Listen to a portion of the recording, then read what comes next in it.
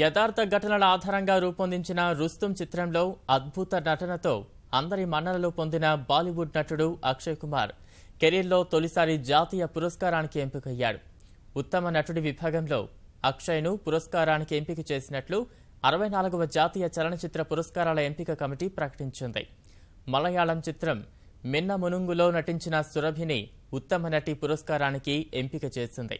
ప్రియాంక చోప్రా నిర్మించిన మరాఠీ చిత్రం వెంటిలేటర్ను తెరకెక్కించిన రాజేష్ మాపుస్కాకు ఉత్తమ దర్శకుడిగా 64వ జాతీయ చలనచిత్ర పురస్కారాన్ని అందించనున్నట్లు ప్రకటించింది. ఉత్తమ కథా చిత్రంగా మరాఠీ సినిమా కాసవ్ను, ఉత్తమ సామాజిక చిత్రంగా అమితాబ్ బచ్చన్ నటించిన పింక్ను ఎంపిక చేసినట్లు వెల్లడించింది. ఉత్తమ హిందీ చిత్రంగా నీర్జాను ఎంపిక చేసిన న్యాయ నిర్ణేతల కమిటీ అందులో సోనం కపూర్ నటనను ప్రత్యేకంగా ప్రస్తావించింది. ఈ ఏడాది కొత్తగా ప్రకటించిన ఉత్తమ యాక్షన్ డైరెక్టర్ పురస్కారాన్ని పులి మురుగన్ కోసం పనిచేసిన పీటర్ హెయిన్స్ కు అందించనున్నట్టు ప్రకటించింది.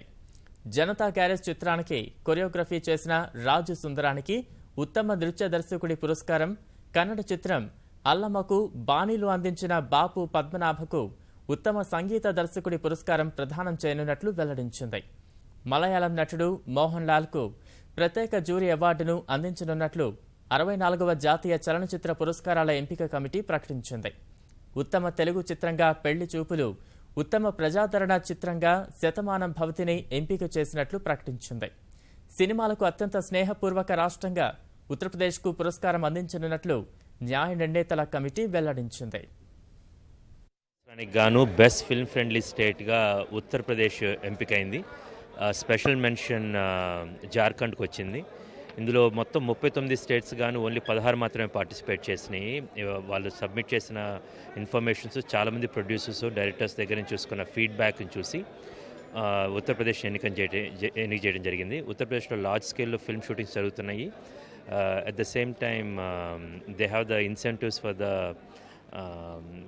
film making facilities, and Jharkhand lo kuda there is a huge set of incentives and implementations jarugutunnayi. Next time Andhra Pradesh and Telangana states kuda they will send a huge representation for this award. Thank you.